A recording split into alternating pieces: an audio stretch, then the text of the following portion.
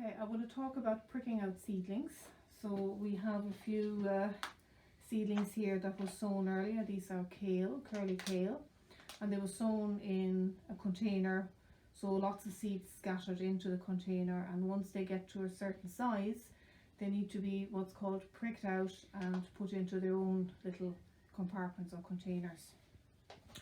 The time to do that is usually what they say is when they're large enough to handle. So these are definitely sturdy plants that we can handle, even the smaller ones there. Whereas this is basil. You see these seedlings, it would be very difficult to handle these at this stage, so we will wait a little bit longer. I wouldn't let them get too big either, because then the roots will all get intertwined and it'll be really hard to get them out without doing damage. But the basil we leave well alone, they're still too small. And it really depends on what type of seeds you're growing, because as you can see, these are broad beans, and even the small little seedlings are really sturdy plants that can be handled quite early on. But because they were also big seeds, they were put into these type of module trays to start off with. So back to our kale. Before you prick out anything, always make sure that you water them really well. The roots will come out easier. We're going to put them into trays like this. Compost here, ordinary multi-purpose compost. And what you'd want to do is to fill the tray, overfill it basically. And unlike when we're sowing seeds, we're compressing the compost a little bit to make sure that the seeds will have good contact. We want this compost to be really nice and loose. What you can do is you can tap it a little bit. You can see how it's starting to settle, and then any extra compost you're just gonna take off, and you're filling it right to the top, so you're not leaving any watering gap or anything like that. It'll settle anyway. You need something to take these seedlings out. That label there. A fork will do. A little contraption like this you get in the garden centre.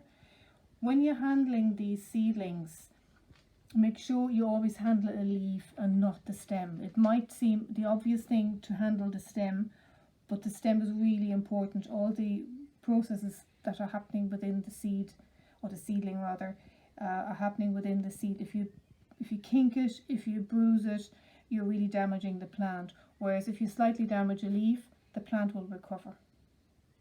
So hold on to one of the leaves there. Loosen the compost a little bit. There's a tiny little one beside it. We might try and save that one.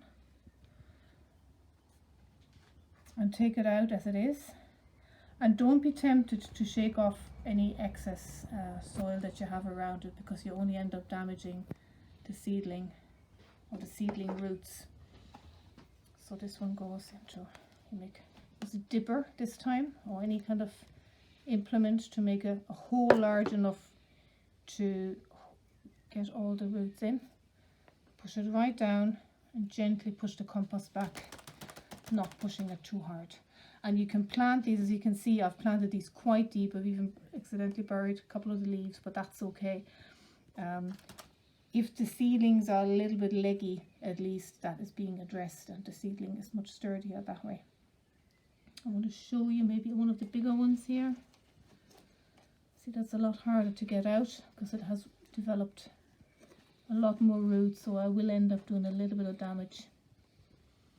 But what I want to show you here is, if you look at the type of seeds or leaves that are on it, these were the original seed leaves. That's the first set of leaves that came up, and they don't look at all like the curly kale leaves that you see there later on. So if you have a choice, hold on maybe to the seed leaves, because in another week or two's time they're going to fall off anyway. They will have done their job and they will be redundant, so any damage to them is absolutely fine. So again, trying to gently squeeze in as far as possible. If you need any extra compost, and put extra compost in and just gently fill it in. It'll stand up straight by itself, and in a little while. and so it goes. You can do the rest of them fairly quickly then. That one goes in there, right down. Another one here. Go for the big ones. They're in most need to be planted on. Now these have been grown inside the potting shed, which means they're not used to outdoor conditions yet, so they will have to be hardened off.